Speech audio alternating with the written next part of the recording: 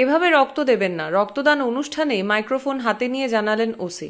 আমরা একটা রক্ত দিচ্ছি স্বেচ্ছায় আর একটা রক্ত দিচ্ছি নিজের ভুলবশত। নমস্কার, স্থানীয় সংবাদের ডিজিটাল মিডিয়ায় অদিতি পানের খবরে আমি সংহিতা শিরোমণি। রক্তদান শুধু একদিনের অনুষ্ঠান নয়, এ এক সামাজিক দায়বদ্ধতার প্রতিফলন। কিন্তু কখনো কখনো এই রক্তই অনিচ্ছায় গড়িয়ে চলে যায় রাস্তায়, শুধুমাত্র হেলমেট না পরার কারণে। সেটা আমাদের যেমন করে হোক রুখতে হবে। ক্লাব ভবনে রক্তদান শিবিরে অতিথি হিসেবে বক্তব্য রাখতে গিয়ে দাসপুর থানার ওসি অঞ্জনী কুমার তেওয়ারি বলেন, আমরা অনুষ্ঠান করে রক্তদান শিবির করছি, আর হেলমেট না পরার জন্য দুর্ঘটনার সময় আমাদের অনিচ্ছাতেই দেহ থেকে রক্ত বেরিয়ে গিয়ে আমাদের মৃত্যু হচ্ছে।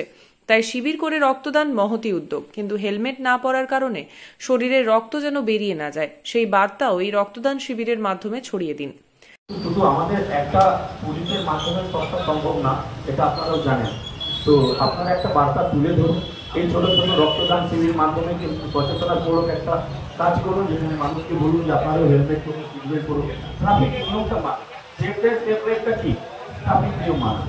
তো আমি রক্তদান বলতে বলতে ট্রাফিকে চলে গেলাম, দুটোই রক্ত থেকে জড়িত। আমরা একটা রক্ত দিচ্ছি স্বেচ্ছায় আর একটা রক্ত দিচ্ছি নিজের ভুলবশত। একটাতে মৃত্যু হয়ে যাচ্ছে আর একটাতে আমরা একটা জীবন বাঁচাতে চাচ্ছি। অতএব দুটোকে কিন্তু নিয়ে চলতে হবে।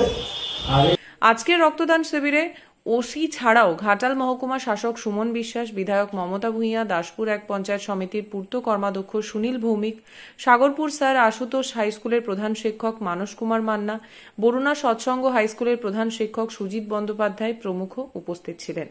ক্লাব সম্পাদক হরেন্দ্র কুমার বেরা জানান, তারা সারা বছরই নানা রকম সমাজসেবামূলক কাজ করে থাকেন। সামাজিক দায়বদ্ধতার কথা ভেবেই আমরা এরকম রক্তদান উৎসবের আয়োজন করি। আমরা প্রতি বছরই সমাজ কল্যাণমূলক কাজে ব্যস্ত থাকি। আমরা এই যেমন আমাদের সামনেই 15ই আগস্ট বৃক্ষরোপণ ও বৃক্ষ সংরক্ষণের একটি কর্মসূচি রয়েছে, তারপরেই রয়েছে সেভ ড্রাইভ সেভ লাইভের মতো কর্মসূচি। আমরা সারা বছর ধরেই মানুষের জন্য কিছু না কিছু করার সেবামূলক কাজ করার চেষ্টা করে থাকি।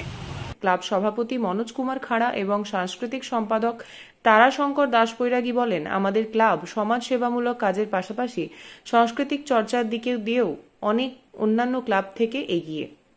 দাসপুর ও তার পার্শ্ববর্তী এলাকার শিশু কিশোর থেকে শুরু করে যুবক যুবতী আমাদের ক্লাবে নিয়মিত সাংস্কৃতিক চর্চা করেন, যেটা আমাদের ভালো লাগার অন্যতম কারণ। আজকের রক্তদান শিবিরে 6 জন মহিলা সহ মোট 51 জন রক্তদান করেন। ইতিমধ্যেই 6 জন মহিলা রক্তদান করেছেন এবং সবাই প্রায় একেবারেই 90 এই প্রথম রক্তদান করছেন আমাদের এই উৎসবের মাধ্যমে। তাদেরকে আমরা আবারও তাদের জন্য কৃতজ্ঞতা রইল, একরাশ কৃতজ্ঞতা রইল কৃষ্টি সংসদের পক্ষ থেকে। অনেক অনেক শুভেচ্ছা এবং ভালোবাসা, ধন্যবাদ।